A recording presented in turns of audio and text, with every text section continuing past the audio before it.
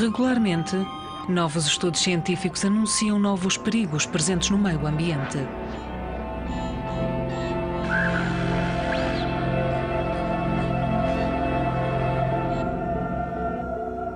Símbolo da comunicação permanente e sem limites, o telemóvel é hoje em dia alvo de suspeitas por se julgar que pode trazer riscos à saúde pública. Mas enquanto esperamos da ciência um veredito definitivo, os investigadores enfrentam um verdadeiro desafio. O que mais me intriga atualmente é a interação entre a onda e a matéria viva. Como é que interferem entre si? Não se sabe. O encontro entre as ondas e os organismos vivos destrói as fronteiras entre duas disciplinas habitualmente separadas, a física e a biologia.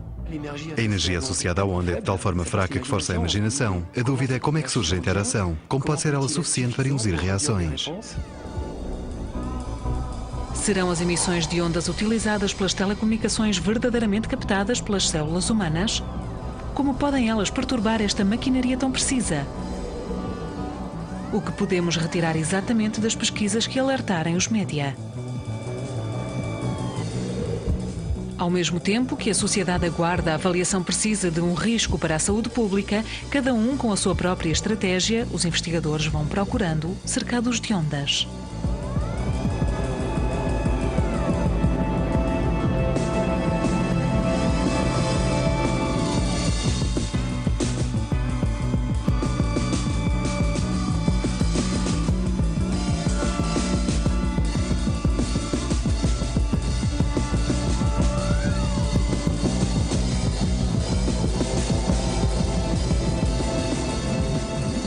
Cercados de ondas.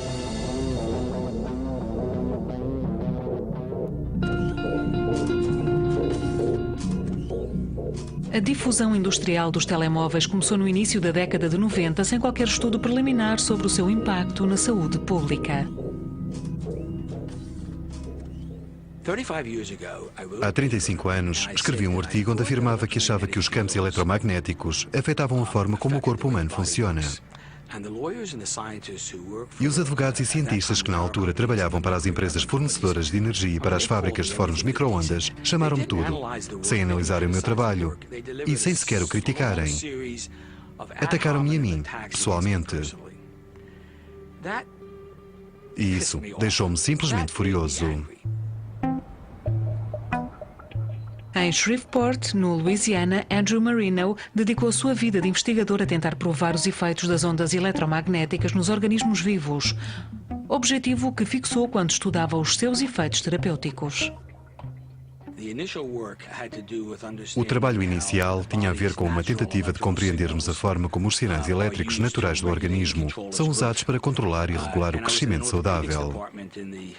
No final da década de 60, início da década de 70, eu estava no departamento de ortopedia. O nosso interesse era usar essa informação para ajudar o crescimento dos ossos, particularmente no seguimento de uma fratura. Por questões de segurança, começámos a aplicar energia elétrica a animais antes de a aplicarmos em pessoas. E notámos mudanças importantes que pareciam deveras inquietantes. Desde a década de 40, Marino já publicou cerca de 150 artigos sobre os efeitos biológicos dos campos eletromagnéticos.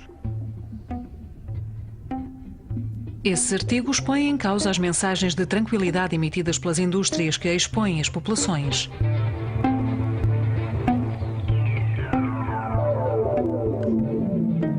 Desde os anos 60 que a multiplicação das radiações artificiais suscita vários estudos sobre as populações mais expostas, vizinhas de aeroportos ou de linhas de alta tensão, pessoal das empresas de telecomunicações e particularmente militares. Contudo, os estudos que apontam para perturbações funcionais ou riscos de doenças ligadas a ondas de baixa potência são sistematicamente criticados. Nos anos 70, o interesse recaía sobre os radares, os fornos micro-ondas e as linhas de alta tensão. Isso porque os telefones portáteis ainda não existiam. O senso comum dizia-nos que a energia produzida era tão fraca que não poderia afetar o corpo humano. A questão que se levantou de seguida foi saber se essa ideia era falsa ou verdadeira.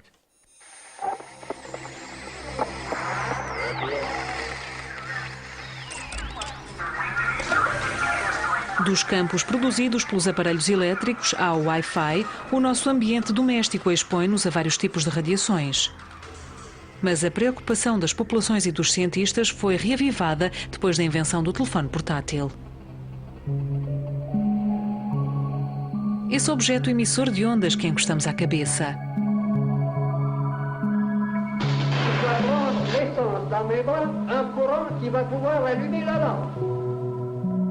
Se as ondas eletromagnéticas intrigam tanto os cientistas, é devido à energia que transportam através do espaço.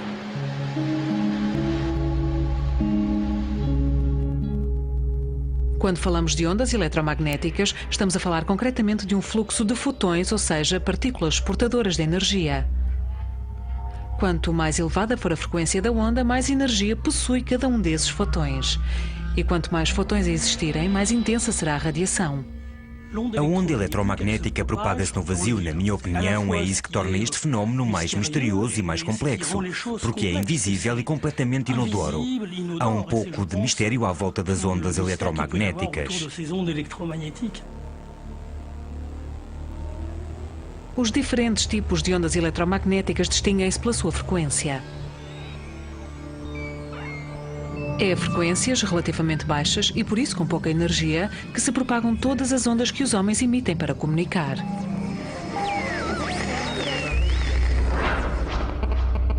Da família das micro-ondas, os sinais dos telemóveis, entre 900 e 2000 MHz, situam-se abaixo das frequências da luz e julgavam-se inofensivas. As emissões conhecidas pela sua agressividade sobre a matéria situavam-se em frequências bem mais altas, como os raios X ou raios gama. A energia do fotão eletromagnético ou do fotão telefone não é suficiente para quebrar as ligações entre os átomos. Ou seja, as frequências a que trabalham os telemóveis, que podemos dar como exemplo, são demasiado baixas para quebrar uma ligação atômica.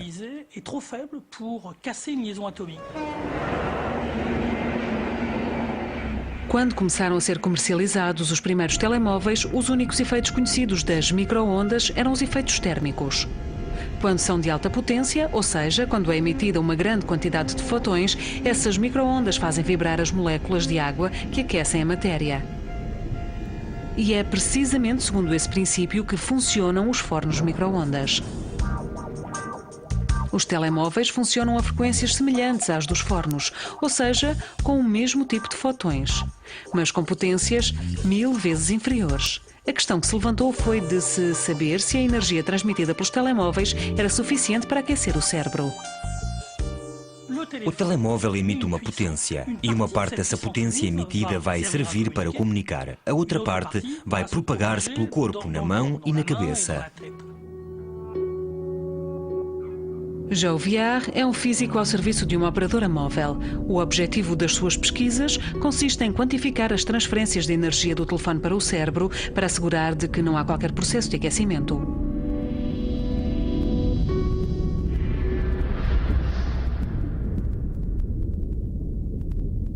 Através de medições dos campos elétricos num líquido, João Viard calcula a potência absorvida pelos 10 gramas de cérebro mais expostos. É ele quem determina o DAS dos telemóveis, ou débito de absorção específica. Dependendo dos indivíduos, a potência absorvida vai ser variável. Tivemos de encontrar um método que nos desse não o valor exato para o telefone, mas um limite superior. Por isso, definimos um fantasma a nível internacional, líquidos e posições de teste que garantissem que a medida do DAS, com aquele fantasma e naquelas condições específicas, desse um valor máximo. O DAS, inscrito nos manuais dos telemóveis, indica a potência máxima absorvida pelo cérebro. O limite legal, fixado em 2 watts, absorvidos por quilograma de matéria, garante aos utilizadores de telemóveis que não é possível ocorrer qualquer processo de aquecimento, contrariamente ao que sugere esta publicidade adulterada difundida por um fabricante de auriculares.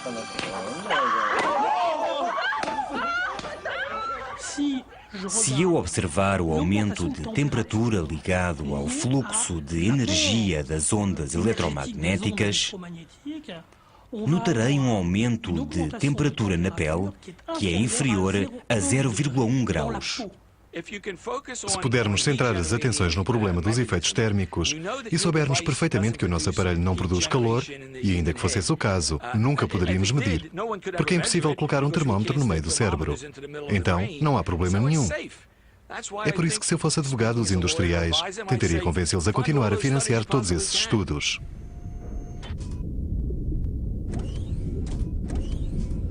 As normas legais dos telemóveis baseadas no DAS são cada vez mais contestadas porque partem do princípio de que os problemas para a saúde podem decorrer unicamente dos efeitos do calor. Ora, o que sugere Andrew Marino é que as ondas podem ter outras consequências, bem além do que o DAS permite medir.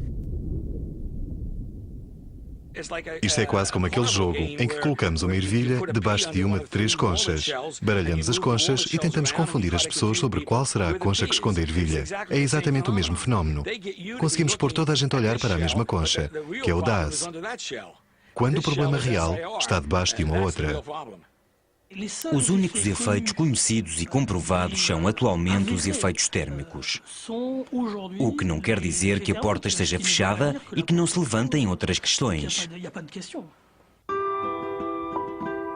Por entre estas questões, a interrogação essencial dos investigadores é de se saber se as ondas artificiais podem ter consequências sem elevação de temperatura abaixo dos limites legais.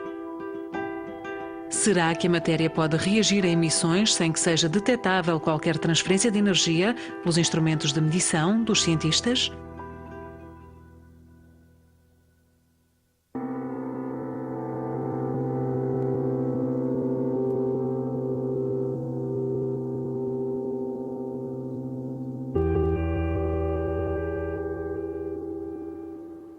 Nas minhas pesquisas, o meu interesse era no impacto dos fatores ambientais na fisiologia das plantas. O caso das plantas é particularmente interessante a considerar, porque são seres vivos que são especializados na captação de emissões eletromagnéticas, a luz, por exemplo.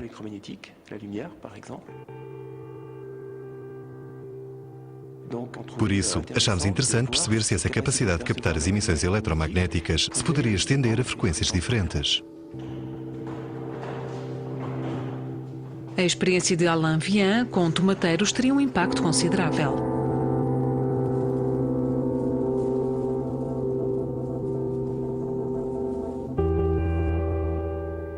Com a ajuda dos físicos do LASMEA de Clermont-Ferrand, que conceberam uma câmara reverberante que permite controlar as emissões com precisão, Alain Vian expôs as plantas durante 10 minutos a frequências correspondentes às emitidas pelos telemóveis.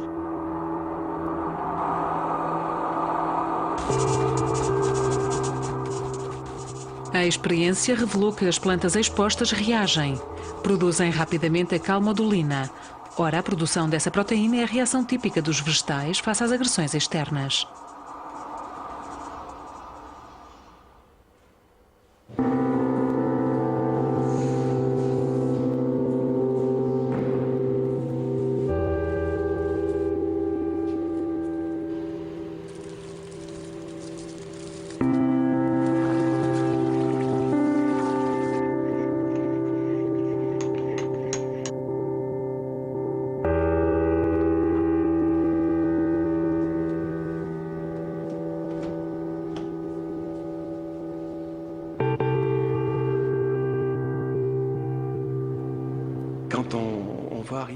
Quando vimos o resultado da experiência, ficámos maravilhados. E creio que isso ainda é mais belo quando um resultado nos traz uma surpresa. Estávamos à espera de ver algumas variações, mas para determinados valores. Quando reproduzimos a experiência e verificámos que o resultado se repetia, decidimos isolar as plantas e deixámos de ter qualquer reação.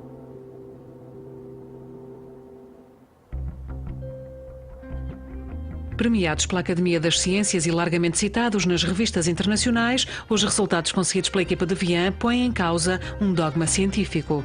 Os organismos vivos podem reagir a emissões sem transferência de energia mensurável. Penso que temos de ter em conta o que aqui mostramos, que é também muito importante do ponto de vista qualitativo, pois mostramos que as emissões são percebidas e que os seres vivos podem responder.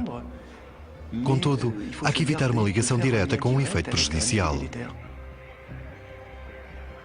Apesar das reticências do seu autor quanto à implicação no debate sobre os riscos de saúde pública, esta experiência fundamental seria largamente mediatizada e relançaria as interrogações sobre as consequências das emissões artificiais.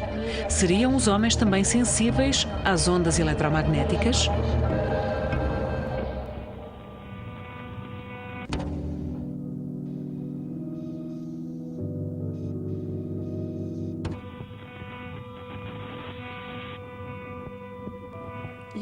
Geralmente sentia-me mal à noite. Tinha dificuldades em respirar, ataques de pânico. Tinha de me sentar. E comecei a achar que tinha problemas em adormecer porque tinha medo de parar de respirar.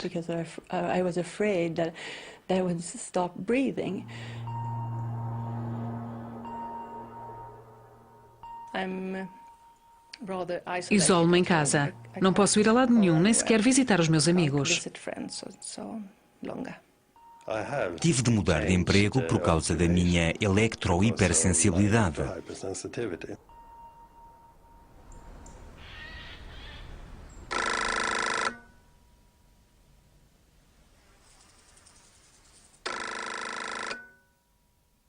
Na Suécia, durante os anos 90, cada vez mais pessoas começaram a sentir-se afetadas pelas emissões de ondas eletromagnéticas. As reações alérgicas eram tais que começaram a usar proteções, a isolar-se e a desligar-se fisicamente de um mundo que se havia tornado hostil.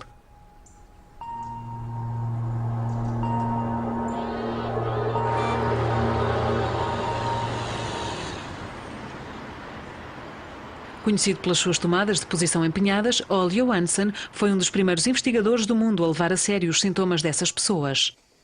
Depois de ter levado a cabo estudos sobre as células da pele de pessoas irritadas pelos monitores dos computadores, tornou-se uma figura histórica do debate sobre as emissões artificiais, defendendo o reconhecimento social desses sintomas e atribuindo-lhes um nome genérico: eletrohipersensibilidade. Todos os seres humanos são eletrossensíveis. Se colocar os dedos numa tomada, apanham um choque elétrico.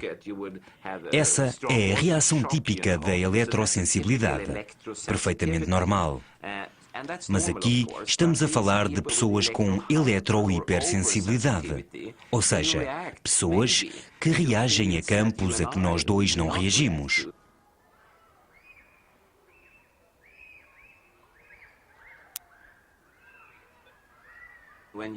Quando olhamos para a incidência de casos, observamos aumentos notórios. Por exemplo, em 1997, quando a tecnologia digital nas telecomunicações móveis foi introduzida na Suécia, por alguma razão, o número de pessoas com queixas começou de novo a aumentar.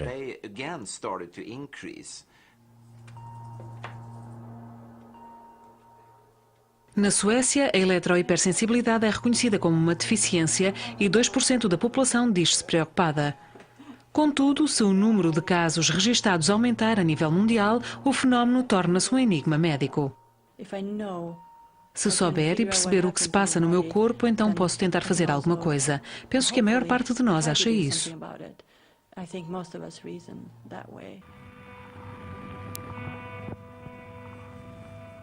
Os opositores, pessoas que não acreditaram nisto desde o começo, diziam que estas pessoas eram principalmente mulheres na menopausa, ou que imaginavam os sintomas, que tinham problemas psicossomáticos, etc.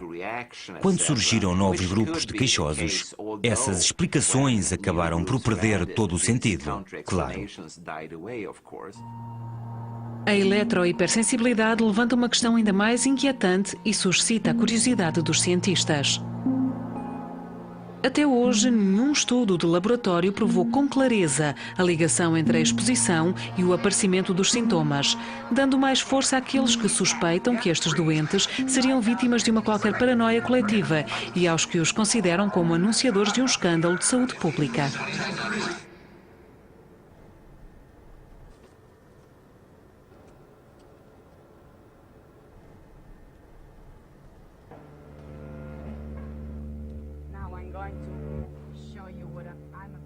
Os estudos de Andrew Marino concentram-se na capacidade do corpo humano captar os sinais de baixa frequência.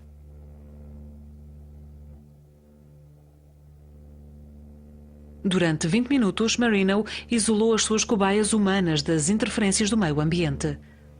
O indivíduo é apenas submetido ao estímulo de um campo eletromagnético extremamente fraco. A ideia base do estudo é provar conclusivamente que os campos eletromagnéticos entram no corpo humano e que são detectados, provavelmente na cabeça, resultando em mudanças na atividade elétrica do cérebro humano.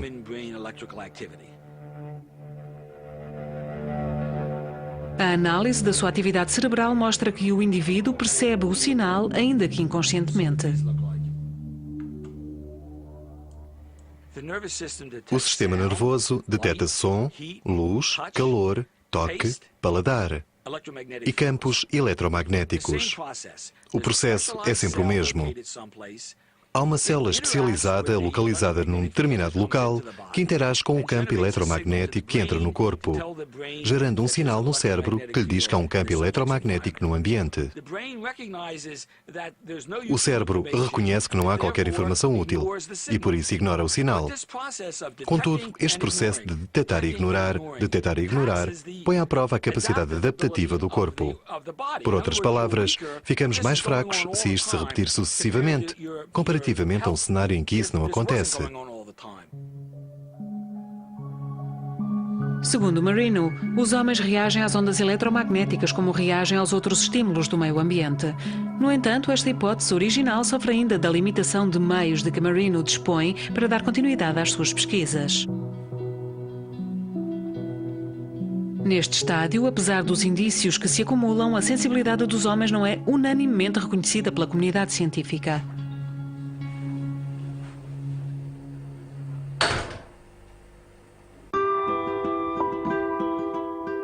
Todavia, por trás do problema da hipersensibilidade do corpo às ondas artificiais está a questão da sua perigosidade. Serão as ondas artificiais um problema grave de saúde pública? Os Estados lançam vastos programas de pesquisas. Os cientistas são intimados a darem respostas definitivas e rápidas.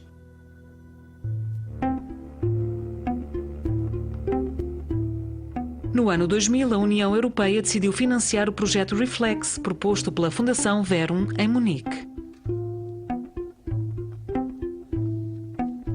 O objetivo era observar se as ondas dos telemóveis provocariam ou não efeitos nocivos nas células humanas. Franz Adelkofer foi nomeado coordenador da pesquisa. O seu papel consistia em reunir as competências de biólogos e físicos de 12 laboratórios repartidos pelos então 7 países da União e elaborar um estudo que se esperava irrefutável.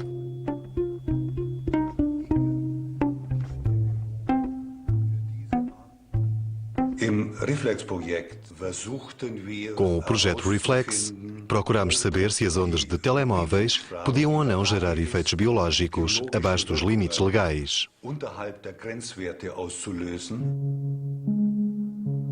4 anos depois, Adelkofer apresentava o seu relatório, concentrando-se nos resultados mais alarmantes.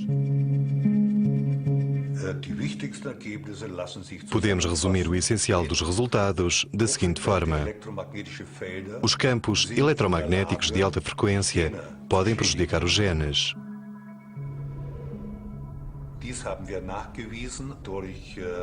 Notamos rupturas de cadeias de ADN simples e duplas. Na maior parte dos casos, essas quebras nas cadeias duplas podem ser reparadas, mas isso não acontece de forma sistemática. Com efeito, num organismo vivo, as proteínas são especializadas na reparação de rupturas nas cadeias de ADN. Mas quanto mais graves forem essas rupturas, maior é o risco de erro na reparação das mesmas, o que pode conduzir a aberrações cromossomáticas. Em geral, as células que apresentam uma aberração cromossomática acabam por morrer. Na maior parte das vezes, é isso que acontece. Contudo, pode acontecer que uma célula sobreviva, o que poderá desencadear um processo canceroso.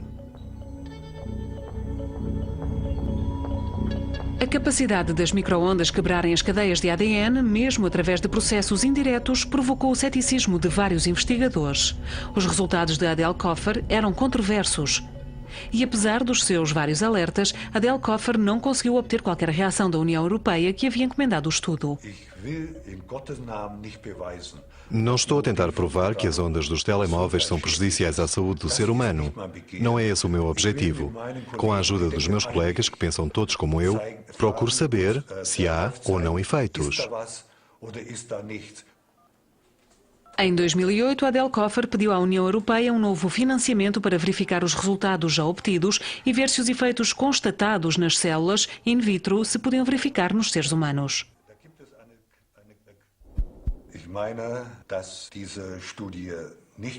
Eu penso que esse estudo nunca será financiado.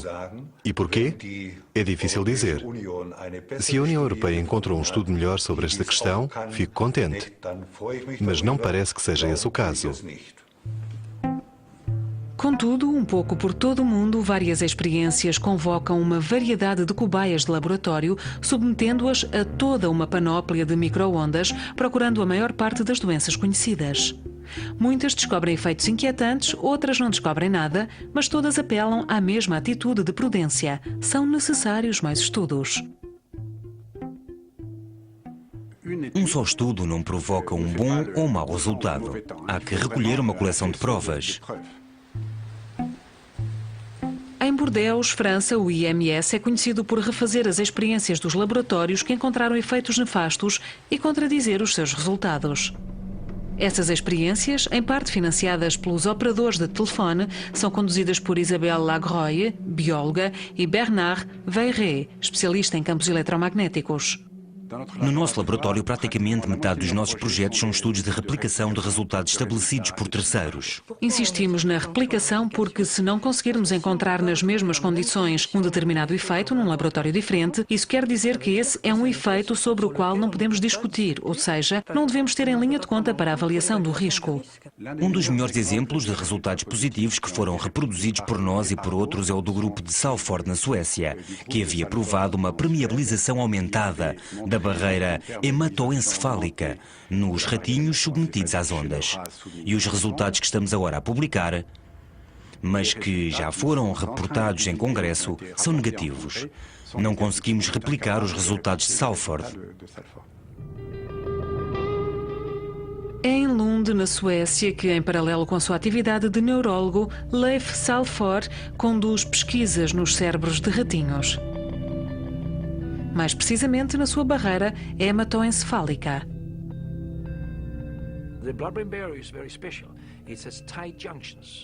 A barreira hematoencefálica é muito particular. A sua parede é bastante densa quando comparada com outros vasos do corpo.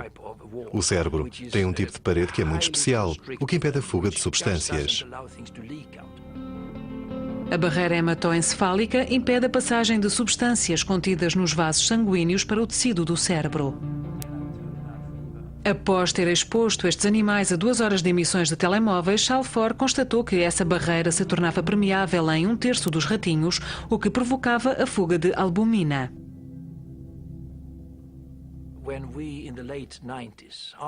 No final dos anos 90, depois de termos estudado 1.500 a 1.600 ratos de laboratório, chegámos à clara conclusão de que havia de facto uma fuga de albumina no cérebro dos animais e nos seus neurónios. Essas fugas podem provocar enxaquecas ou mesmo, segundo Salford, a destruição de neurónios. Essas lesões neuronais podem assim ser responsáveis pelo desenvolvimento de tumores, sejam eles benignos ou malignos. No caso da barreira hematoencefálica, achamos que o estudo era perfeitamente reproduzível e que os resultados teriam de ser tidos em conta. Tentámos reproduzir o estudo e outros tentaram também fazê-lo, mas nunca chegámos às mesmas conclusões. O impacto das ondas eletromagnéticas sobre a barreira hematoencefálica foi, contudo, confirmado por várias outras equipas espalhadas pelo mundo. Em cerca de 15 estudos publicados, a maioria constata esse tipo de efeitos.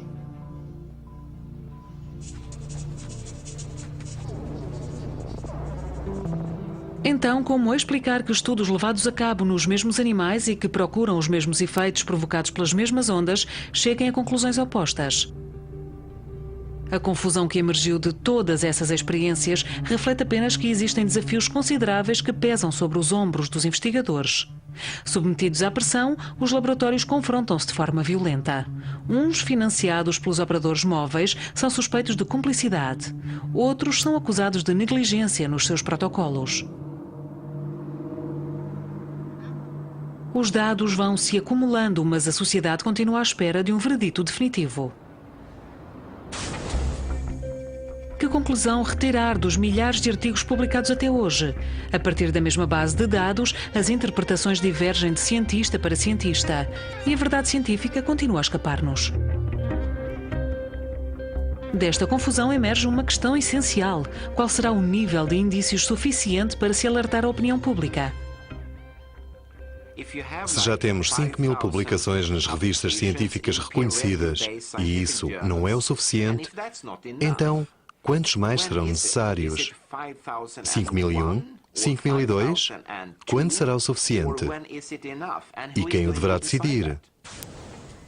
Com base nos conhecimentos que temos atualmente, se os emissores de alertas se dessem ao trabalho de os estudar de forma mais profunda, poderiam facilmente constatar que neste momento não há razão para alarme. Há atualmente uma série de experiências que nos mostram que existe alguma coisa. Eu diria que os governos, os Estados, as autoridades têm uma forte obrigação de ter em conta esses resultados de uma forma séria. Em 2007, um relatório independente, a Bioiniciativa, chamou a atenção da opinião pública internacional. Compilou os resultados mais preocupantes de 1.500 estudos e extrapolou para o homem uma variedade de efeitos nocivos, nomeadamente problemas cognitivos ou perturbações do sono, perturbações hormonais que se poderiam traduzir em cancro da mama, risco de doenças neurodegenerativas, diferentes tipos de tumores cerebrais ou das glândulas salivares, perturbações do ritmo cardíaco, perturbações do sistema imunitário ou mesmo a diminuição da fertilidade.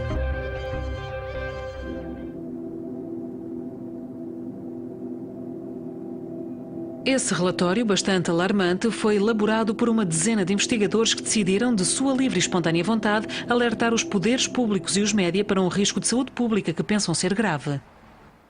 Les médias se sont récemment fait l'écho des inquiétudes. And I think it's not surprising that the public is confused and doesn't really know what to think. Les bruits les plus divers circulent en effet. Est-ce que vous pouvez vous exprimer sur le problème de la dangerosité? Le risque avéré n'est pas prouvé aujourd'hui.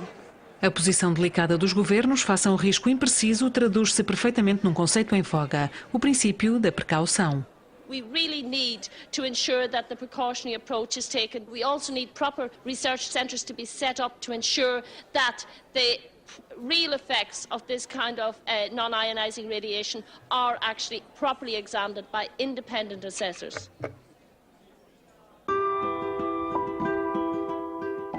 Contudo, o princípio da precaução revela sobretudo um facto importante: a pesquisa sobre os riscos para a saúde pública está sempre atrás das inovações tecnológicas. Partilhada entre a urgência da situação e o distanciamento necessário, a pesquisa fundamental tenta compreender a forma como as células podem reagir às ondas.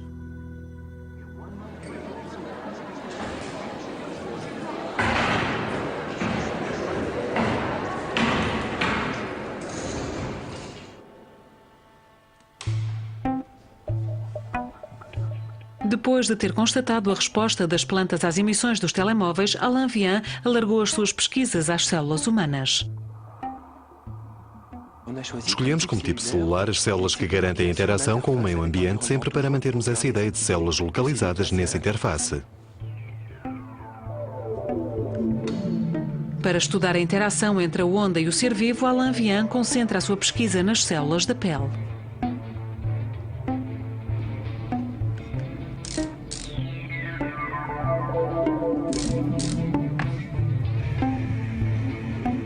A primeira etapa da sua experiência consiste em ver se as células expostas desencadeiam um mecanismo de adaptação em reação às emissões.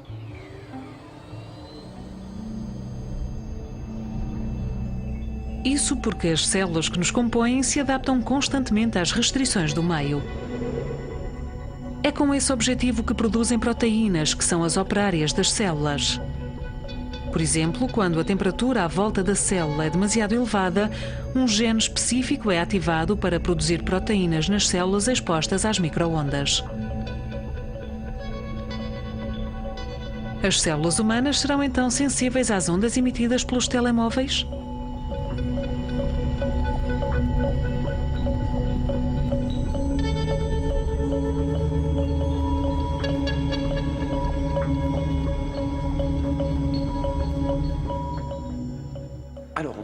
Acabamos de receber os primeiros resultados e a resposta é afirmativa, mas com características que são diferentes das observadas nas plantas. Em particular, a resposta é mais lenta, numa variação de 2 para 3. As células reagem 1 hora após o início da exposição. Estes resultados mostram a sensibilidade das células humanas a emissões comparáveis com as do nosso meio ambiente. O facto de observarmos uma reação, para mim, quer simplesmente dizer que a emissão foi percebida. Agora, há que apreciar a diversidade de respostas, que é a razão pela qual elaboramos um biochip. Esta descoberta abriu portas a novas investigações para compreender as consequências desta sensibilidade. Ao expor um biochip sobre o qual cada gene humano foi isolado, a equipa de Vian poderá identificar a totalidade das reações que as células humanas poderiam levar a cabo. Vamos poder determinar quais são os genes que são reprimidos e quais são os genes que, pelo contrário, aumentam a sua atividade durante a exposição.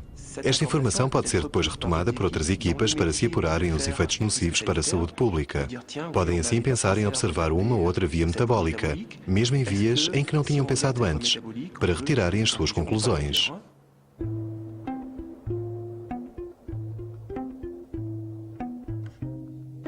Em reação a este trabalho, outros investigadores decidiram concentrar-se num mecanismo celular bastante preciso e a explorar as suas consequências. Foi o caso de uma experiência de grande amplitude publicada em 2007 por Ronnie Sager. A primeira questão era saber se podíamos detectar uma resposta de efeitos não térmicos, com baixa radiação e durante um curto período de tempo, e a resposta foi afirmativa. Depois colocámos a seguinte questão: qual seria o mecanismo, qual seria a forma como a célula sentia essa radiação de baixa energia e depois a transmitia à célula?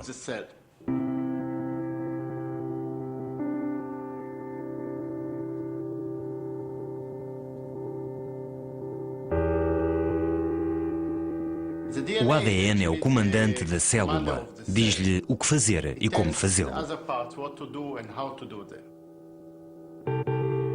Ronnie Sager é biólogo no Instituto Weizmann, em Tel Aviv. É especialista na transmissão de sinais ao interior da célula. Há uma série de receptores diferentes. O objetivo das suas pesquisas é compreender a forma como o ADN é informado do que se passa no meio exterior para depois desencadear a produção de proteínas adequadas. Há uma série de vias de comunicação. É um pouco como as linhas de telefone. Recuperam o sinal na membrana da célula e conduzem-no até ao núcleo. De seguida, o ADN pode começar a funcionar e dizer à célula o que ela deve fazer. É a partir do ADN que são produzidas as proteínas. Para se adaptar ao meio circundante, a célula deve informar o ADN das proteínas de que precisa. É esse o papel das vias de sinalização que transferem a informação da membrana da célula, através do contacto com o meio, até ao núcleo, onde se encontra o ADN. Submetemos a célula a uma radiação muito fraca, bastante inferior à dos telemóveis, durante curtos períodos de tempo, 5, 10 e 15 minutos, para observarmos eventuais mudanças nas vias de sinalização.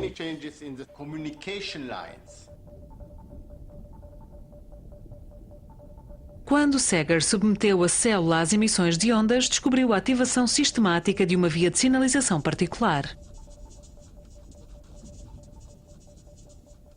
Identificamos esta passagem a que chamamos cascata, porque é uma reação em cadeia. O caráter excepcional desta descoberta explica-se pela complexidade dessa via de sinalização. Trata-se da ativação dos genes pelos fatores de transcrição.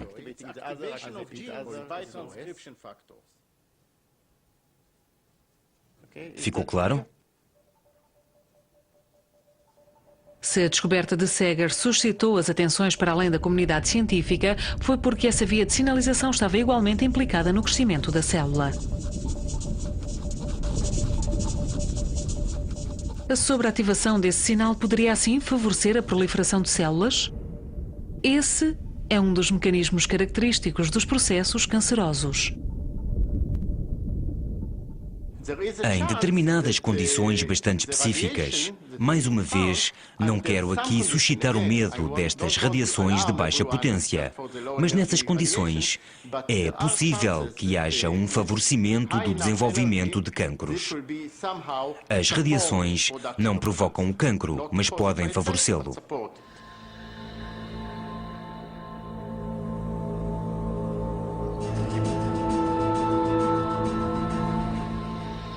Contudo, para além do problema de saúde pública, o objetivo comum destes cientistas é identificar a interação básica entre a onda e a matéria, a transformação da energia física das ondas dos telefones em processo biológico.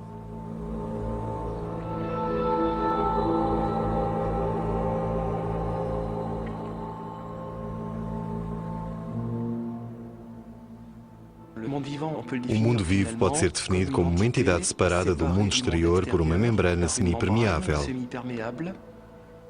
O ser vivo pode ser reduzido a esse conceito simples. Assim, podemos compreender o papel primordial representado por essa membrana. E essa membrana é fascinante. Tudo isto acontece ao nível da membrana semipermeável, o interface entre um mundo perturbado e o equilíbrio regulado da célula. Onde se encontra o interface entre a resposta física, a radiação e a resposta biológica, a saber, a proteína. Algures na membrana da célula situa-se uma proteína capaz de detectar as ondas.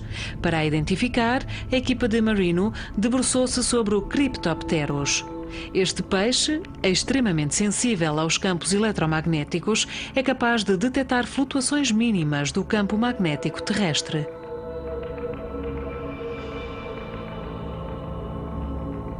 Aplicando descargas elétricas extremamente fracas à superfície das células especializadas deste peixe, Marino tentou localizar o primeiro receptor. Na membrana desta célula, encontramos uma proteína especializada que detecta campos bastante fracos. Esperamos encontrar a mesma proteína quando a procurarmos no cérebro humano. Este aspecto é muito importante porque, se a conseguirmos identificar, poderemos então encontrar soluções para determinados problemas que podem ser causados pelas radiações. Sager supõe que se trata da proteína NADH.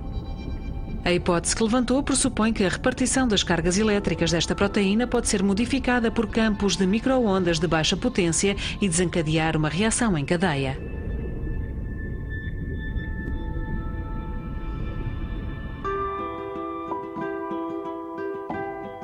O conjunto destas pesquisas não constitui ainda uma explicação coerente, mas os investigadores, cada um no seu domínio, acumulam indícios que, pouco a pouco, tornam mais precisas as interrogações sobre as consequências nefastas dos telemóveis.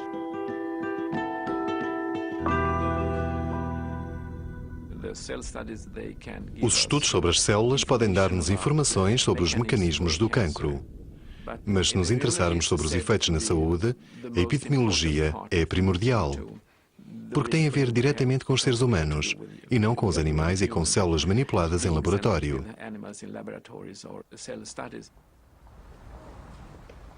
Em Örebro, na Suécia, Lena Hardell promove regularmente pesquisas cujo objetivo é identificar as causas dos cancros dos seus pacientes.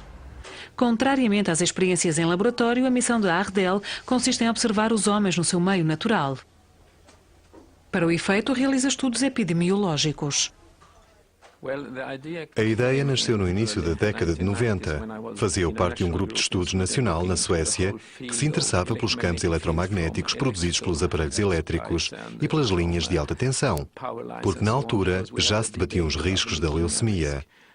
Quando nos debruçámos nos dados disponíveis, pareceu-nos que podia existir uma ligação entre a indústria eletrónica e os tumores cerebrais. Decidimos então elaborar um estudo sobre essa questão.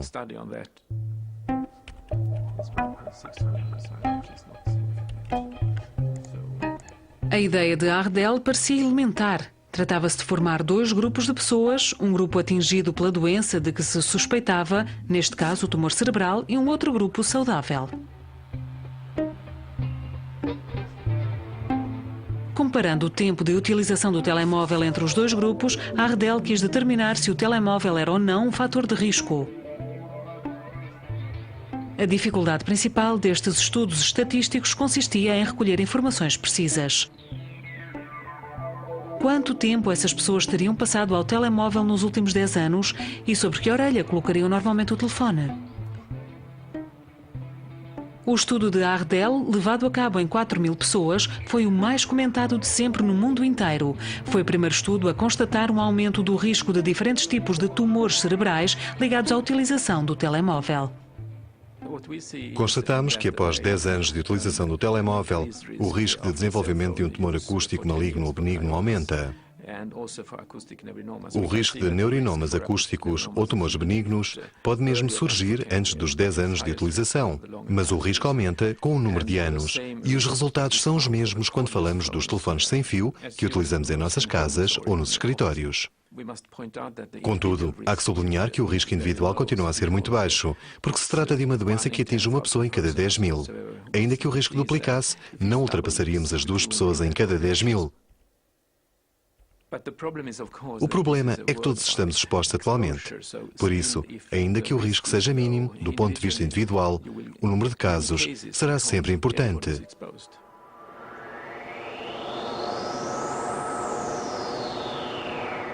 O estudo de Ardel concentrou-se no impacto dos telefones. Os efeitos das antenas retransmissoras são ainda mais delicados de medir.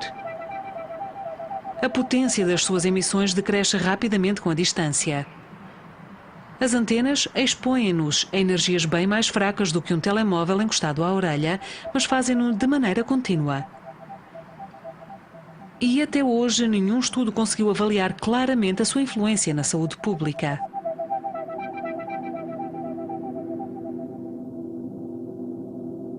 Esta falta de conhecimentos deixa a população e os média sem ferramentas racionais para explicar a repetição de factos inquietantes. Casos anormalmente elevados de cancros pediátricos em escolas, onde foram instaladas antenas retransmissoras, perturbam a opinião pública. Ao mesmo tempo que relatórios oficiais apontam para meras coincidências, a pressão de pais e vizinhos levou os operadores a desmantelarem as antenas mais polémicas.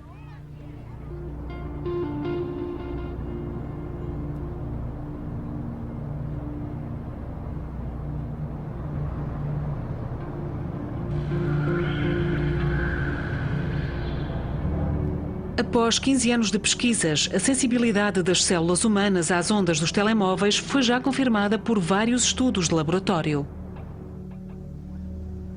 Mas as consequências na saúde continuam a ser uma estatística imprecisa.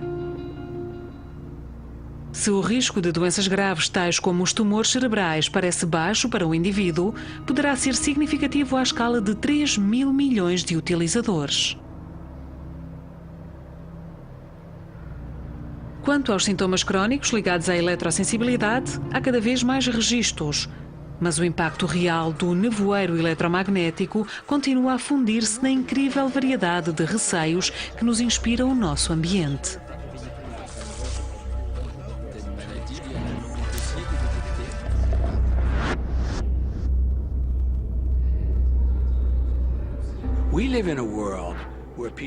Vivemos num mundo onde as pessoas fumam cigarros.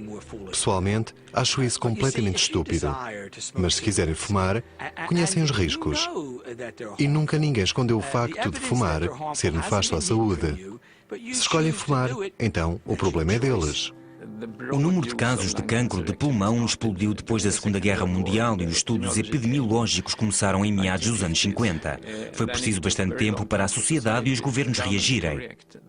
O mesmo aconteceu com o amianto, que é utilizado há mais de um século, sendo que só há bem pouco tempo se soube que era perigoso.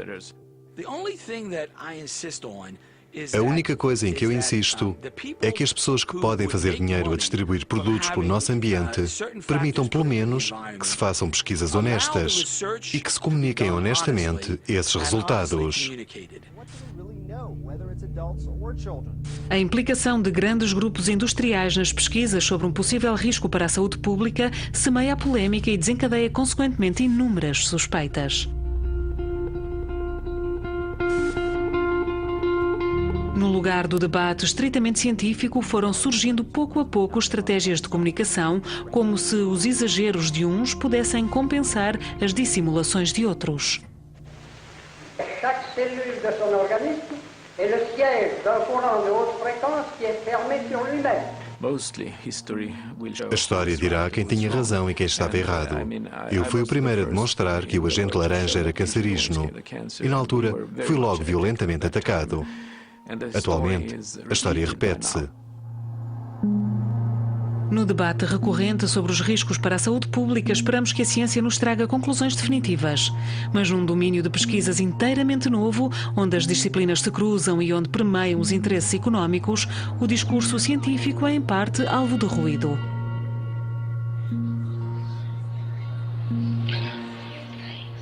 A clareza do debate supõe por isso mesmo que sejam facultados meios facilitadores de uma pesquisa verdadeiramente independente.